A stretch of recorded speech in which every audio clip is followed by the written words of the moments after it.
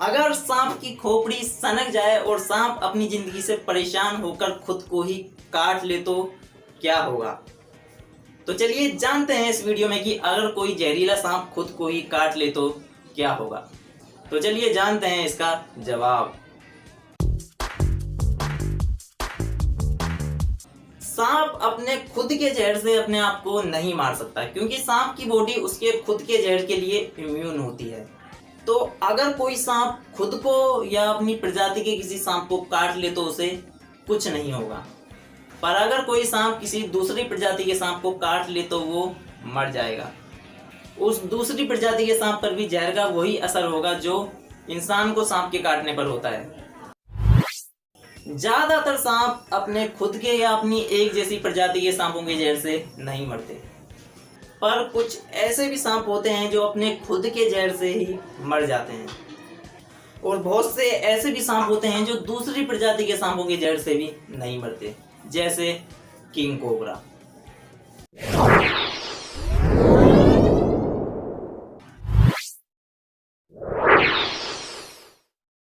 आप जब भी आसमान की तरफ देखते हो आपको बहुत सारे पक्षी नजर आते हैं, पर उन पक्षियों में से कुछ पक्षी ऐसे होते हैं जो अपने अलग ही अंदाज में उड़ रहे होते हैं, कुछ इस तरह से। तो चलिए जानते हैं इस वीडियो में कि ये पक्षी इस तरह से वी शेप बनाकर क्यों उड़ते हैं। सभी पक्षी इस तरह से नहीं उड़ते हैं। इस तरह से सिर्फ वो पक्षी उड़ते हैं जो बहुत ज्यादा लंबी दूरी तय करते हैं। ये पक्षी वी शेप बनाकर इसलिए उड़ते हैं ताकि ये अपनी एनर्जी को बचा सकें और बिना थके तेज स्पीड से उड़ सकें। अब सुनो ये पक्षी वी शेप में बिना थके कैसे उड़ पाते हैं। इस ग्रुप में उड़ रहा सबसे आगे वाला पक्षी अपने पंखों की मदद से जो हवा नीचे ढकेलता है, ये नीचे ढकेली हुई हवा तेजी से ऊपर की तरफ आती है, जो पीछे वाले पक्षी को ऊपर की तरफ ढकेलती है, और इसी तरह से हर पक्षी के पंखों की हवा पीछे वाले पक्षी को उड़ने में मदद करती है। तो पक्षियों को कम ना समझें, क्योंकि उनमें भी दिमाग है।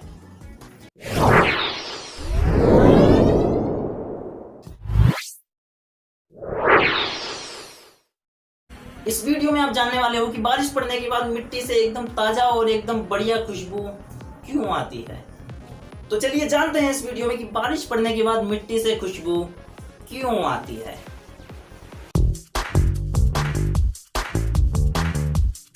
बारिश पड़ने के बाद मिट्टी से खुशबू इन 3 वजहों से आती है।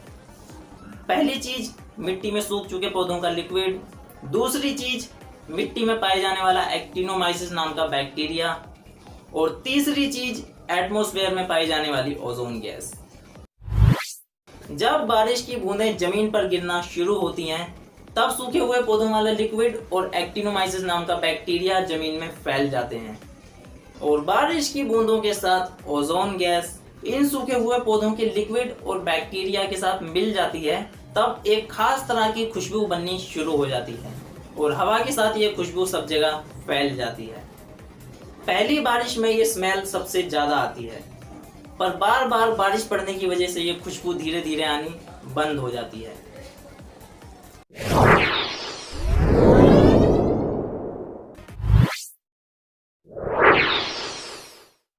आज की इस वीडियो में मैं आपको ऐसे पौधे के बारे में बताने वाला हूं जो मांस खाकर पेट भरता है अपना। जो भी कीड़े मकोड़े इस पौधे के पास आते हैं, ये उनको खाकर पचा जाता है। इस मांस खाने वाले पौधे का नाम है वीनस फ्लाईट्रैप। जैसे ही कोई कीड़ा मकोड़ा इस पौधे के जाल में आता है, ये पौधा अपने जाल को बंद कर लेता है, और उस कीड़े मकोड़े में से पोषक तत्व निचोड़ लेने के बाद ये पौधा उस कीड़े मकोड़े को पचा जाता है। ये पौधा अपने जाल को दोबारा तब तक नहीं खोलता जब तक ये पौधा उस कीड़े मकोड़े को पचा ना ले।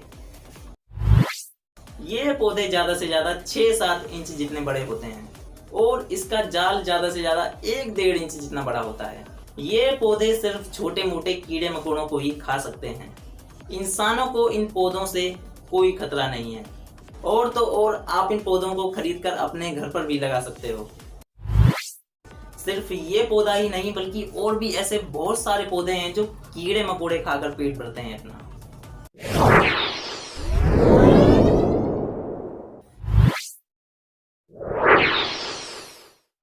दुनिया का ऐसा सवाल जिसका जवाब देने में लोगों की हालत खराब हो जाती है कि पहले मुर्गी आई या अंडा। तो तैयार हो जाओ और जानते हैं इस वीडियो में कि पहले मुर्गी आई या अंडा। तो चलिए जानते हैं इस सवाल का जवाब। जिस तरह से बंदर चिंपांजी जैसी प्रजातियों से धीरे धीरे इंसान पैदा हुए, उसी तरह से मुर्गी भी अपने पूर्वजों से पैदा हुई।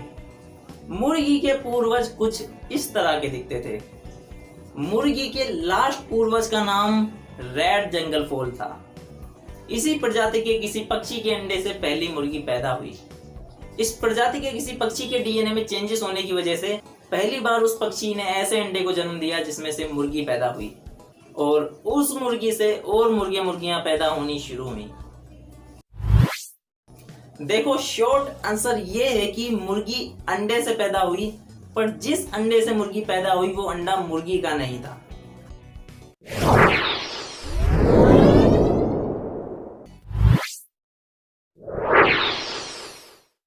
अगर आपके मुंह में बहुत सारे बाल चले जाएं और आप उन बालों को गलती से खा लो तो क्या होगा? तो चलिए जानते हैं इस वीडियो में कि अगर कोई इंसान गलती से बहुत ज्यादा बाल खा ले तो क्या होगा। देखो, हमारा पेट हमारे बालों को नहीं पचा सकता, पर अगर हमारे पेट में गलती से एक दो बाल चले जाएं तो हमें कुछ नहीं होगा। वो बाल बिना पचे ही खाने के साथ टॉयलेट में निकल जाएगा। पर अगर आप गलती से या जानबूझकर बहुत सारे बाल खाते रहो तो वो बाल आपके पेट में ही फंसे रह सकते हैं और आपके पेट में बालों के गुच्छे बन सकते हैं इस तरह के, और वो बालों के गुच्छे आपकी आंतों में फंस सकते हैं और आपकी आंतों में रुकावट पैदा कर सकते हैं, जिसकी वजह से आपको अस्पताल की सैर करनी पड़ सकती है। देखो, शॉर्ट आंसर ये है कि अगर आपके पेट में बहुत सारे बाल चले जाएं तो आपके पेट और आपकी आंतों में बहुत ज्यादा दिक्कत आ सकती है, पर अगर आप गलती से एक दो बाल खा लो तो आपको कुछ नहीं होगा।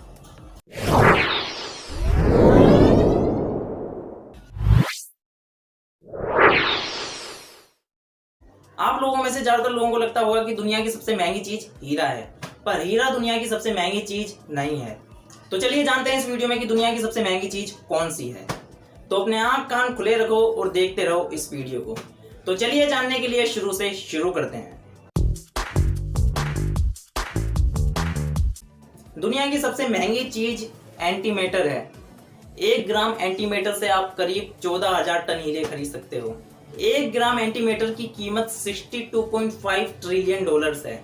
आप स्क्रीन पर देख सकते हो कि $62.5 ट्रिलियन इंडियन करेंसी में कितने होते हैं। इस एंटीमेटर को बनाना बहुत बहुत बहुत ही ज्यादा मुश्किल है। सिर्फ 1 मिलीग्राम एंटीमेटर बनाने में 160 करोड़ रुपए तक लग जाते हैं। देखो, 1 ग्राम में 1000 मिलीग्राम होते हैं और 1 मिलीग्राम में 10 लाख नैनोग्राम होते हैं।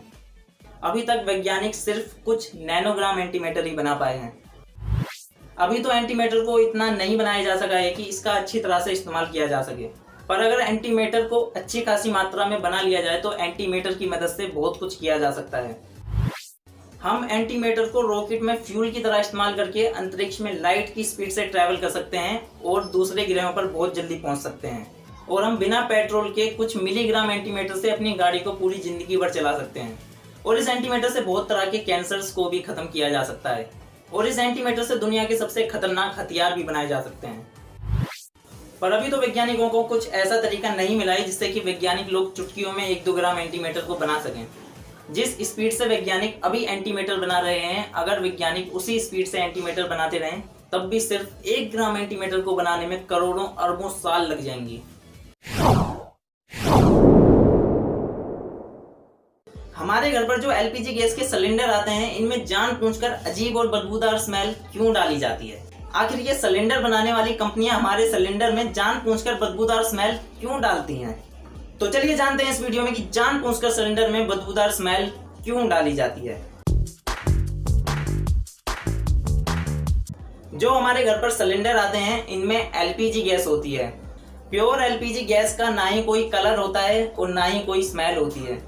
यानी कि प्योर एलपीजी गैस को अगर हवा में छोड़ दिया जाए तो ना ही ये गैस आपको दिखाई देगी और ना ही इस गैस की आपको महक आएगी।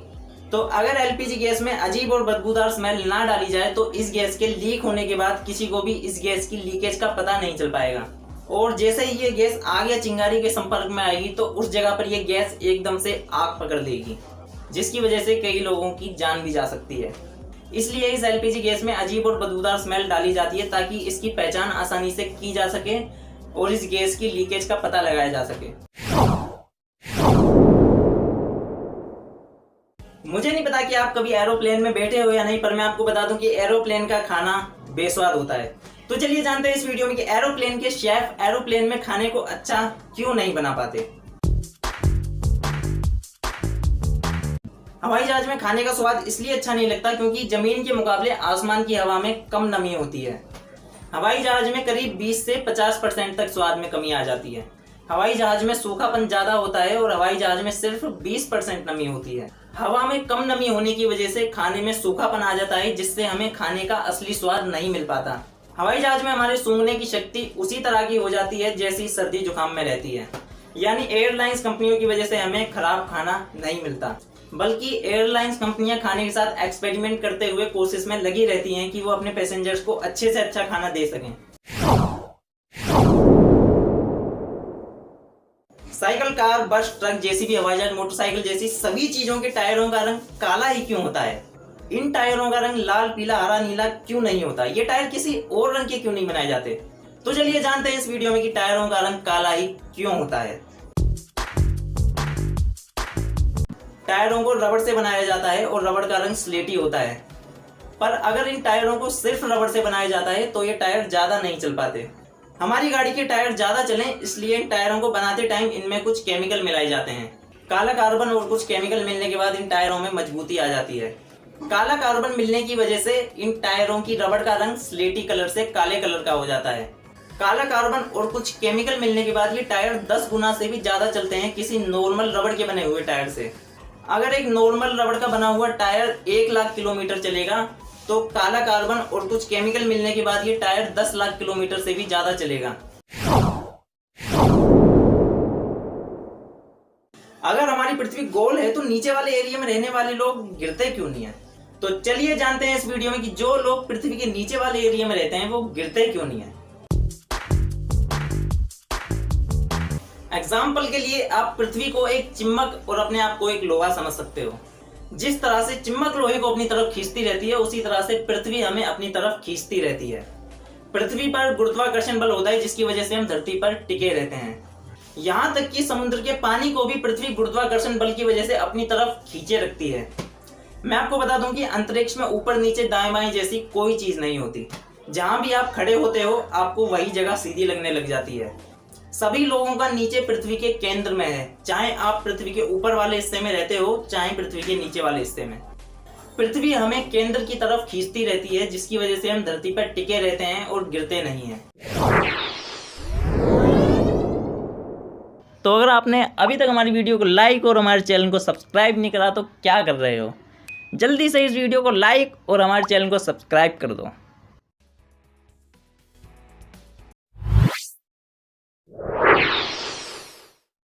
आज मैं आपको एक ऐसे देश के बारे में बताने वाला हूं जिसकी जनसंख्या 1000 लोगों से भी कम है और ये देश सिर्फ 110 एकड़ जमीन जितना बड़ा है। तो चलिए जानते हैं इस वीडियो में दुनिया के सबसे छोटे देश के बारे में। जनसंख्या और क्षेत्रफल के हिसाब से दुनिया का सबसे छोटा देश वेटिकन सिटी है।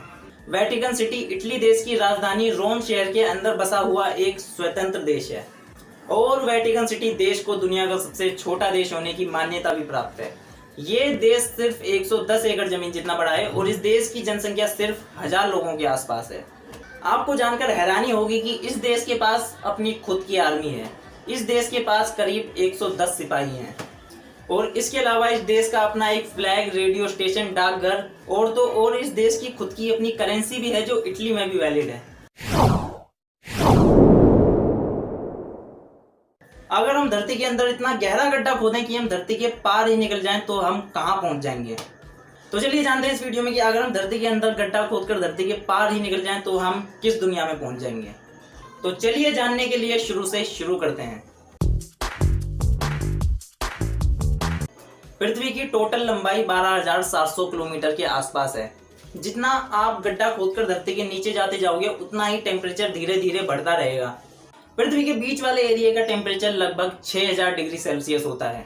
अगर आप अपना एक रक्षा कवच बनाकर लोहे का सूट पहनकर भी धरती के अंदर जाओ तब भी वो आपका सूट 1500-2000 डिग्री सेल्सियस में ही पूरी तरह से पिघल जाएगा। और खाली इंसान का तो सिर्फ 200-300 डिग्री सेल्सियस पर पहुंचने के बाद ही काम खत्म हो जाएगा। तो इसका मतलब साफ है कि हम धरती के अंदर गड्ढा करके पृथ्वी से बाहर नहीं निकल सकते। पर मान लेते हैं कि आप भगवान बनकर धरती फाड़कर 12,700 किलोमीटर नीचे पहुंच भी गए तब भी आपको कुछ मिलने वाला नहीं है। अगर आप इंडिया से नीचे की तरफ गड्ढा करते जाओगे तो आप साउथ अमेरिका में किसी जगह पर पहुंच जाओगे। पृथ्वी का कोई भी एंडिंग पॉइंट नहीं है। जहां से भी आप धरती में गड्ढा करना शुरू करोगे आप उसके दूसरी तरफ पहुंच जाओगे। तो अंधविश्वास वाली बातों को अपने दिमाग से निकाल दें कि धरती के अंदर अलग अलग दुनिया है। धरती के अंदर हाई टेम्परेचर और लावे के अलावा ज्यादा कुछ नहीं है। क्या आपको पता है कि एक ऐसा भी देश है जहां पर सिर्फ एक गिनी पिग को पालना अपराध है? अगर आपको उस देश में गिनी पिग पालने हैं तो आपको कम से कम 2 गिनी पिग पालने होंगे। तो चलिए जानते हैं इस वीडियो में कि किस देश में सिर्फ एक गिनी पिग को पालना कानून के खिलाफ है। तो चलिए जानने के लिए शुरू से शुरू करते हैं।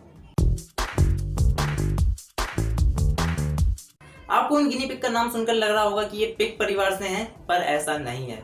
ये गिनी पिग बहुत छोटे और पालतू जानवर हैं। इनका वजन सिर्फ 700 से 1200 ग्राम के बीच होता है और इनकी लंबाई 8 से 10 इंच के आसपास होती है। ये गिनी पिग अपने मालिकों और अपने साथियों के साथ घुल मिल जाते हैं। स्विट्जरलैंड में सिर्फ एक गिनी पिग को पालना गैर कानूनी है। अगर आपको स्विट्जरलैंड में गिनी पिग पालने हैं तो आपको कम से कम 2 या 2 से ज्यादा गिनी पिग पालने होंगे। आपको ये कानून सुनने में थोड़ा अजीब लग रहा होगा पर असली में ऐसा नहीं है, क्योंकि इन गिनी पिग्स को अपने जैसे साथियों के साथ रहने की आदत होती है। ये गिनी पिग 2 या 2 से ज्यादा के समूह में खुश रहते हैं। अगर आप सिर्फ एक गिनी पिग को पालोगे तो वो अकेला और उदास हो जाएगा, जिसे स्विट्जरलैंड के कानून के हिसाब से पशुओं को तकलीफ देना माना जाता है।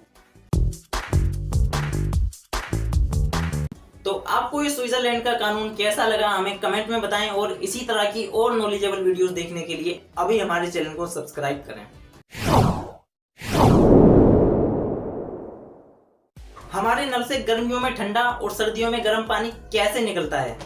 आखिर ऐसा कौन सा एसी और हीटर लगा हुआ है जमीन के अंदर जिससे पानी ठंडा गर्म हो जाता है? तो चलिए जानते हैं इस वीडियो में नल के ठंडे गर्म पानी के बारे में। धरती के अंदर जो पानी है उस पर बाहर के मौसम का कोई असर नहीं पड़ता। धरती के अंदर जो पानी है उसका तापमान हमेशा एक जैसा रहता है, चाहे सर्दी हो या गर्मी। सर्दियों में ऑन एवरेज टेम्परेचर 5 से 25 डिग्री सेल्सियस के आसपास रहता है और गर्मियों में ऑन एवरेज टेम्परेचर 30 से 40 डिग्री सेल्सियस के आसपास रहता है। पर नल के पानी का टेम्परेचर हमेशा 15 डिग्री सेल्सियस जितना ही रहता है। गर्मियों में हमारे आसपास का टेम्परेचर बहुत ज्यादा होता है, इसलिए ये हमें 15 डिग्री सेल्सियस वाला पानी ठंडा लगता है। और ठंडों में हमारे आसपास का टेम्परेचर बहुत ठंडा होता है, इसलिए ये हमें 15 डिग्री सेल्सियस वाला पानी गर्म लगता है। नल का पानी जैसा है वैसा ही रहता है, बस हमें बाहर के मौसम की वजह से नल का पानी ठंडा और गर्म महसूस होता है। ये डायनासोर आखिर गए कहाँ? इन्हें धरती निकल गई या आसमान खा गया? इतने सारे करोड़ों अरबों डायनासोर आखिर एक साथ कैसे मर गए? तो चलिए जानते हैं इस वीडियो में कि डायनासोर का अंत कैसे हुआ।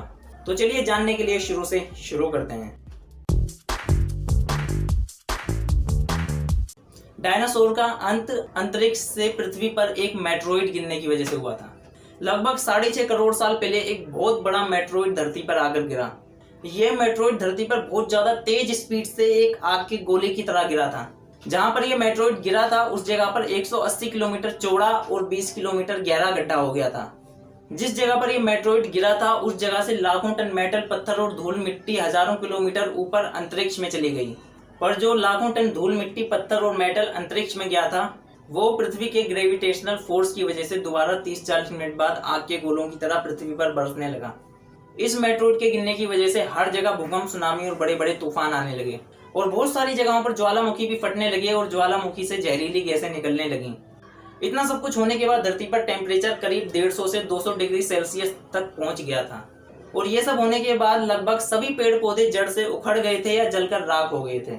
जो भी डायनासोर इस विस्फोट वाली जगह से हजारों किलोमीटर दूर थे, वो भी गर्मी, भूकंप, ज्वालामुखी, सुनामी और बड़े बड़े तूफान आने की वजह से मरने लगे।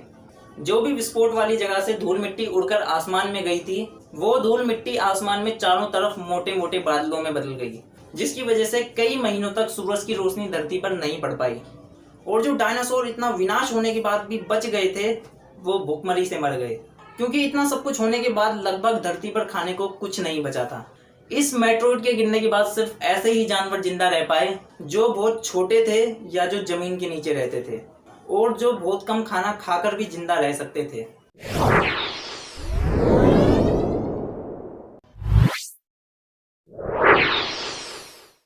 हमारे मोबाइल या कंप्यूटर के कीबोर्ड में लाइन से ABCDEFGH अक्षर क्यों नहीं लिखे होते? इन अक्षरों को तोड़ मरोड़ कर अलग अलग करके क्यों लिखा जाता है इस तरह से? तो चलिए जानते हैं इस वीडियो में ऐसा क्यों किया जाता है। आज से लगभग 150 साल पहले ABCD टाइपराइटर ही बनाए गए थे, पर ABCD याद होने की वजह से लोग कीबोर्ड के जल्दी जल्दी बटन दबाते थे। तो अगर इन टाइपराइटर के आसपास वाले बटनों को एक साथ दबाया जाता था तो इन बटन की कीज आपस में अटक जाती थी और टाइपराइटर जाम हो जाता था।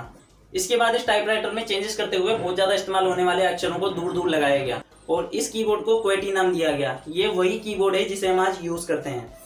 मोबाइल कंप्यूटर का विकास होने के बाद मार्केट में कई बार ABCD वाले कीबोर्ड उतारे गए, पर बहुत सालों तक इस QWERTY कीबोर्ड को इस्तेमाल करते करते लोगों को इस कीबोर्ड की आदत पड़ गई, इसलिए ABCD वाले कीबोर्ड नहीं चले और हर जगह QWERTY कीबोर्ड ही चलने लगे।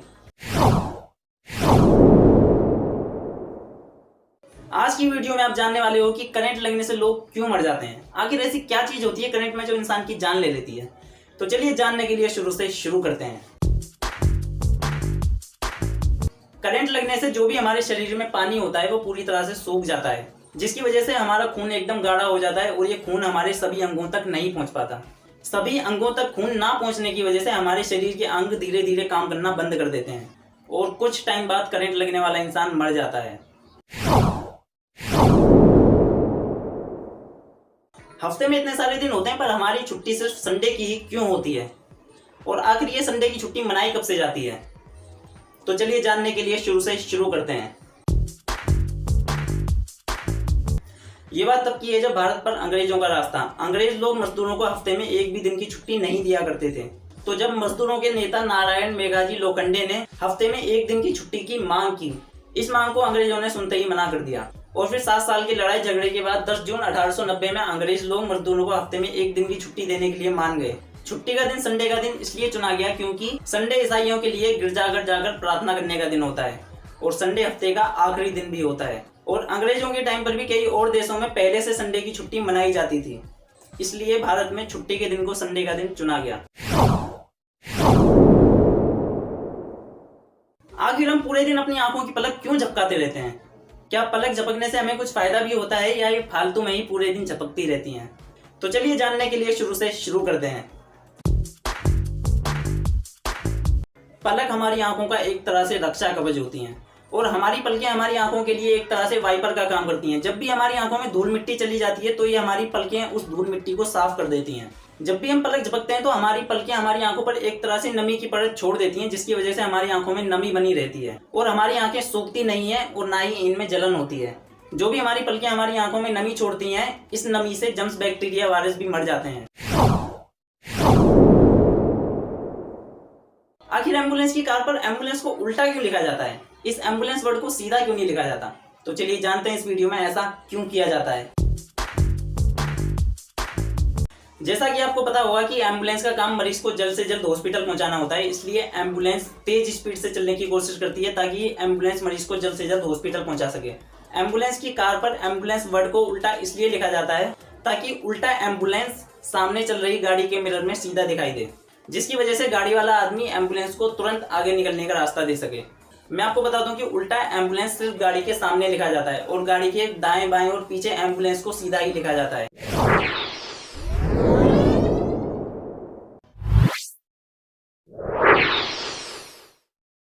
आप लोगों में से लगभग सभी लोगों ने टूटते हुए तारे देखे होंगे, पर आप लोगों में से ज्यादातर लोगों को नहीं पता होगा कि ये तारे क्यों टूटते हैं और ये तारे टूटकर आखिर गिरते कहाँ हैं। तो चलिए जानने के लिए शुरू करते हैं। जो हमें तारे टूटते हुए दिखाई देते हैं वो असली में तारे नहीं होते हैं, वो उल्का पिंड होते हैं जिन्हें हम इंग्लिश में मेट्रोइड्स बोलते हैं। ये मेट्रोइड्स तारों से बहुत ही ज्यादा छोटे होते हैं। आप इन मेट्रोइड्स को छोटी बड़ी चट्टानें समझ सकते हो। मेट्रोइड्स स्पेस में सूरज के चक्कर लगाते रहते हैं और जब ये मेट्रोइड्स आपस में टकराकर पृथ्वी के पास आ जाते हैं तो पृथ्वी इन्हें गुरुत्वाकर्षण की वजह से अपनी तरफ खींच लेती है। ये मेट्रोइड्स धरती पर 20 से 30 किलोमीटर पर सेकंड की रफ्तार से गिरते हैं। इतनी तेज गिरने की वजह से इनमें आग लग जाती है, इसलिए हमें चमकते हुए दिखाई देते हैं। ज्यादातर मेट्रोइड्स हवा में ही जलकर राख हो जाते हैं, पर कुछ ऐसे भी मेट्रोइड्स होते हैं जो बिना पूरी तरह से जले ही जमीन पर गिर जाते हैं। इनके जमीन पर पब्लिक वाले एरिया में गिरने से काफी तबाही हो सकती है। इस वीडियो में आप जानने वाले हो कि हमें पसीना क्यों आता है, क्या पसीना निकलने से हमें कुछ फायदा भी होता है या ये ऐसे ही फालतू में हमारे शरीर से निकलता रहता है। तो चलिए जानते हैं इस वीडियो में पसीने के बारे में।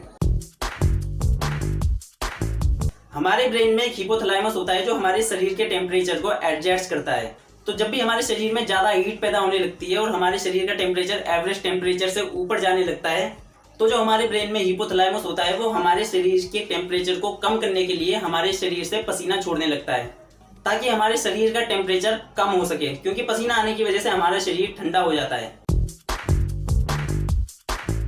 तो अब तो आपको पता चली गया होगा कि हमें पसीना इसलिए आता है ताकि हमारे शरीर का टेम्परेचर एवरेज टेम्परेचर से ऊपर ना जाए।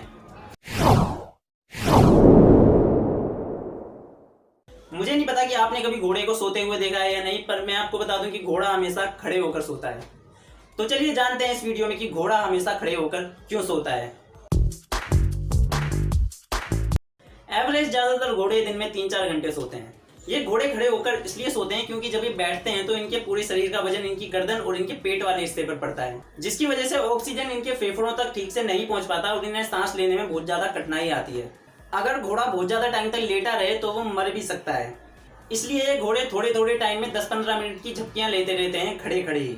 जब इन्हें ज्यादा गहरी नींद आती है तो ये 20-25 मिनट के लिए कभी कभार लेट कर भी सो जाते हैं, पर जब इन्हें सांस लेने में ज्यादा दिक्कत आती है तो ये फिर से तुरंत उठकर खड़े हो जाते हैं। आखिर ऐसा कैसे होता है? ऐसा कैसे होता है कि एक ही टाइम पर एक जगह पर दिन और एक जगह पर रात होती है? तो चलिए जानते हैं इस वीडियो में एक ही टाइम पर दिन रात होने के बारे में। तो चलिए शुरू करते हैं। आप स्क्रीन पर देख सकते हो कि एक टाइम पर सूरज की रोशनी सिर्फ पृथ्वी के आधे हिस्से पर ही पड़ पाती है, और जैसे जैसे पृथ्वी गोल गोल घूमती रहती है तो जो भी पृथ्वी का हिस्सा सूरज के सामने आता है उस हिस्से पर दिन होता है, और जिस हिस्से में सूरज की रोशनी नहीं पड़ पाती उस हिस्से में रात होती है। तो इसी वजह से एक ही टाइम पर किसी जगह पर दिन और किसी जगह पर रात होती है।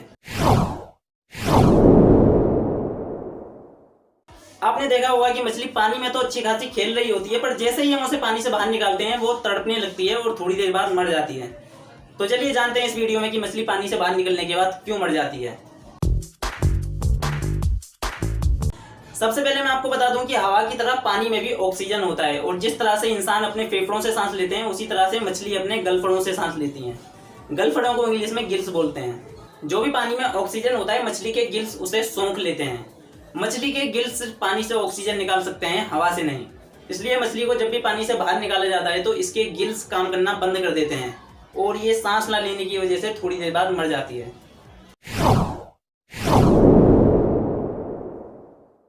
आज की इस वीडियो में आप जानने वाले हो कि पृथ्वी के अंदर क्या है। अगर आप धरती के अंदर हजारों किलोमीटर नीचे तक खुदाई करोगे तो आपको क्या मिलेगा। तो चलिए जानने के लिए शुरू करते हैं। वैसे तो पृथ्वी पर 7-8 तरह की लेयर होती हैं, पर मेनली इस पर 3 तरह की लेयर होती हैं। सबसे पहली लेयर होती है क्रस्ट लेयर। इसी लेयर पर हम रहते हैं और इसी लेयर में गहरे से गहरे समुद्र भी खत्म हो जाते हैं। ये लेयर करीब 30-40 किलोमीटर लंबी होती है। दूसरी लेयर होती है मेंटल लेयर। ये लेयर ठोस पत्थर और पिघली हुई चट्टानों से बनी होती है। ये मेंटल लेयर करीब 2900 किलोमीटर लंबी होती है, और इस मेंटल लेयर का टेम्परेचर लगभग 3500 डिग्री सेल्सियस होता है। इसके बाद आती है कोर लेयर। इस लेयर में सॉलिड लोहा और पिघले हुए लोहे का लावा होता है। ये कोर लेयर करीब 3500 किलोमीटर लंबी होती है, और इस कोर लेयर का टेम्परेचर लगभग 4500 से 6000 डिग्री सेल्सियस तक होता है। तो अब तो आपको पता चली गया होगा कि पृथ्वी के अंदर क्या है।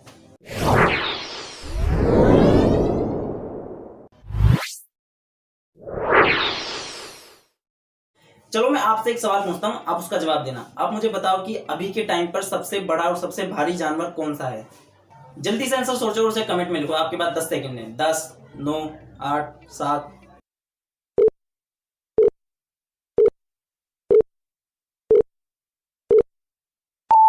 जितना कि मैं गैस कर सकता हूँ, आप सब में से ज्यादातर लोगों का जवाब होगा हाथी। पर हाथी दुनिया का सबसे बड़ा और सबसे भारी जानवर नहीं है।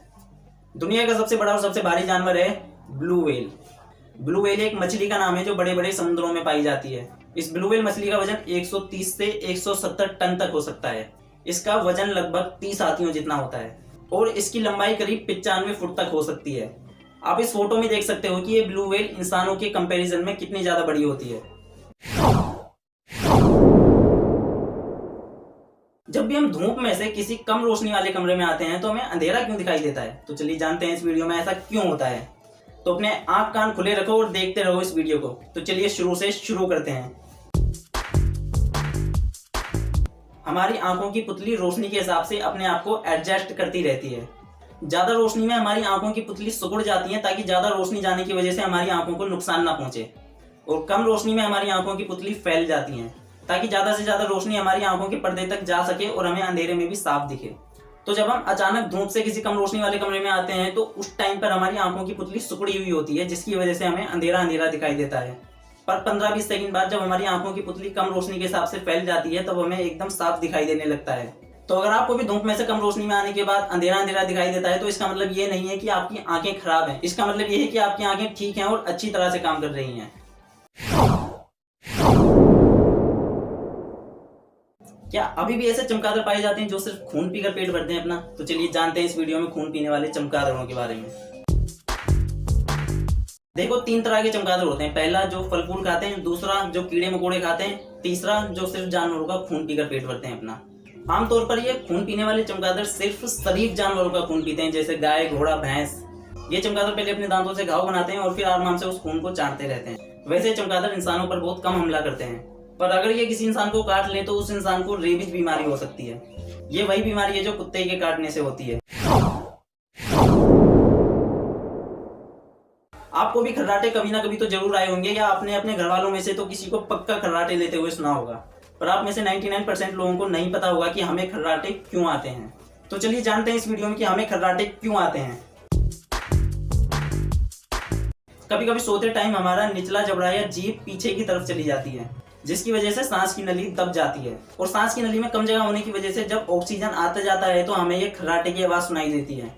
खर्राटे हमें बहुत सारी वजहों से आ सकते हैं। आप स्क्रीन पर पढ़ सकते हो कि खर्राटे हमें किस किस वजह से आते हैं।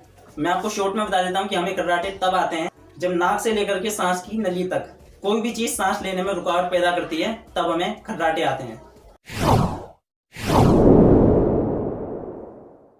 बिजली और टेलीफोन के तारों को ढीला क्यों बांधा जाता है? इन्हें कसकर क्यों नहीं बांधा जाता? तो चलिए जानते हैं इस वीडियो में कि खंभों के तारों को टाइट करके क्यों नहीं बांधा जाता। आप इस फोटो में देख सकते हो कि सर्दियों में तार सिकुड़कर एकदम टाइट हो जाता है और गर्मियों में तार लटक कर फैल जाता है। तो अगर हम तार को एकदम कसकर बांध देंगे तो सर्दियों में तार सिकुड़कर टूट सकता है, या तार सिकुड़ने की वजह से खंभा भी उखड़ सकता है। और अगर हम ढीले तार छोड़ देंगे तो तार टूटने के चांस बहुत ज्यादा कम रहेंगे और तार पे तेज हवा का भी कोई असर नहीं होगा। वरना टाइट तार तेज हवा, आंधी तूफान से भी टूट जाते हैं। इसलिए इन तारों को इस तरह से बांधा जाता है कि इन तारों के फैलने और सिकुड़ने का असर ज्यादा ना हो और तार या खंभा टूटने का खतरा ना के बराबर रहे। दोस्तों, आप सोचते होंगे कि चमगादड़ पेड़ों की डाल पर या किसी गुफा में उल्टे क्यों लटके रहते हैं, और ये चमगादड़ दिन में क्यों सोते हैं और ये रात में ही क्यों उड़ते दिखाई देते हैं। तो चलिए जानते हैं इस वीडियो में चमगादड़ों के बारे में। चमगादड़ों को दिन में कम दिखाई देता है और इन्हें रात में बिल्कुल साफ दिखाई देता है, इसलिए ये रात में बाहर निकलते हैं। और दिन में कम दिखने की वजह से चमगादड़ पूरे दिन सोते रहते हैं। इनके पैर बहुत ज्यादा छोटे और कमजोर होते हैं और इन्हें जमीन से उड़ने में बहुत ज्यादा दिक्कत आती है। इसलिए ये चमगादड़ पेड़ों की डाल पर उल्टे लटके रहते हैं, क्योंकि उल्टा लटकने के बाद ये आसानी से उड़ान भर पाते हैं। जब चमगादड़ों को उड़ान भरनी होती है तो ये आराम से पैरों से डाली को छोड़ देते हैं और उड़ने लगते हैं।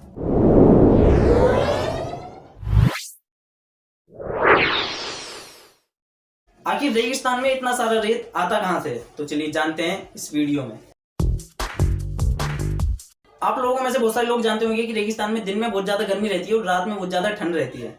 मैं आपको बता दूं कि जब भी किसी चीज को एकदम ठंडा या एकदम गर्म किया जाता है तो वो चीज कमजोर हो जाती है और वो चीज गलने लगती है। इसी वजह से जो भी रेगिस्तान के आसपास पत्थर चट्टानें होती हैं वो झड़ने लगती हैं और उनके कण गिरने लगते हैं और वो गलना और टूटना शुरू हो जाती हैं। जो भी चट्टानें झड़ रही होती हैं या उनके कण गिरने लगते हैं, तेज हवा उन्हें भी उड़ाकर अपने साथ ले जाती है और धीरे धीरे पत्थर चट्टानें रेत बन जाती हैं। इसलिए रेगिस्तान में इतना सारा रेत होता है। आज की वीडियो में आप जानने वाले हो कि बुखार आने पर हमारा शरीर गर्म क्यों हो जाता है। तो चलिए शुरू करते हैं। एवरेज हमारे शरीर का तापमान 98 से 99 डिग्री फ़ारेनहाइट तक रहता है और हमारे शरीर में एक हिपोथैलेमस होता है जो हमारे शरीर के तापमान को एडजस्ट करता है। जब हमारे इम्यून सिस्टम को लगता है कि हमारे शरीर में जर्म्स, बैक्टीरिया, वायरस आ गए हैं तो हमारा इम्यून सिस्टम एक पाइरोजेन केमिकल को छोड़ता है और जब ये केमिकल हमारे ब्रेन में हिपोथैलेमस तक पहुंचता है तो हिपोथैलेमस हमें जर्म्स, बैक्टीरिया, वायरस से बचाने के लिए हमारे शरीर के टेम्परेचर को बढ़ा देता है, क्योंकि ज्यादा टेम्परेचर में जर्म्स, बैक्टीरिया, वायरस मर जाते हैं। तो इसलिए हमारा शरीर बुखार में गर्म हो जाता है, क्योंकि उस टाइम पर हमारा शरीर जर्म्स, बैक्टीरिया, वायरस को मार रहा होता है। इस वीडियो में आप जानोगे कि बिजली आखिर बनाई कैसे जाती है। तो चलिए शुरू करते हैं। मैं आपको सबसे पहले मेन चीज बता देता हूं कि बिजली कैसे बनती है। आप स्क्रीन पर देख सकते हो कि जब भी दो चुंबकों के बीच में से किसी तार को गोल गोल घुमाया जाता है तो बिजली पैदा होने लगती है। अब एक चक्री होती है कुछ इस तरह की, इसे इस तार से इस तरह से जोड़ा जाता है कि जब भी ये चक्री घूमे तो ये तार भी घूमे। और फिर इसके बाद नदियों को रोककर बांध बनाए जाते हैं। ये बांध कुछ इस तरह के दिखते हैं। ये बांध इसलिए बनाए जाते हैं कि जैसे ही इन्हें खोला जाए तो पानी एकदम प्रेशर से चक्री के ऊपर गिरे, जिससे कि चक्री गोल गोल घूमने लगे। आप स्क्रीन पर देख सकते हो ऐसा कैसे होता है। तो जब प्रेशर से पानी गिरने की वजह से चक्री घूमने लगती है तो इस चक्री के साथ वो दो चुंबकों के बीच लगा हुआ तार भी घूमने लगता है, जिसकी वजह से बिजली बननी शुरू हो जाती है।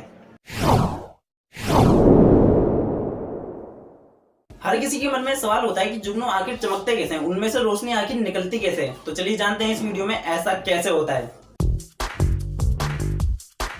जुगनू के निचले हिस्से में जहां से वो लाइट पैदा करता है, जहां से वो रोशनी निकालता है, उस हिस्से में दो केमिकल पाए जाते हैं जिनका नाम लूसीफेरिन और लूसीफरेस है। और जब ये दोनों केमिकल ऑक्सीजन के संपर्क में आते हैं तो इससे जुगनू अपने अंदर लाइट जला पाता है। सिर्फ जुगनू ही नहीं बल्कि हमारी पृथ्वी पर ऐसी 1000 से ज्यादा प्रजातियां हैं जो अपने अंदर से रोशनी पैदा कर सकती हैं, जिनमें से कुछ मछलियां, कुछ बैक्टीरिया, कुछ किस्म के शैवाल, घोंगे और केकड़े भी शामिल हैं। पर जुगनू इनमें से सबसे ज्यादा पॉपुलर माना जाता है। आज की इस वीडियो में मैं आपको बताऊंगा कि बर्फ पानी में आखिर डूबती क्यों नहीं है। पानी होने के बावजूद भी बर्फ पानी में तैरती क्यों रहती है। तो चलिए जानते हैं इस वीडियो में कि बर्फ पानी में आखिर डूबती क्यों नहीं है। अगर मैं आपको एक लाइन में बताऊं तो बर्फ पानी में इसलिए नहीं डूबती है क्योंकि बर्फ पानी से हल्की होती है।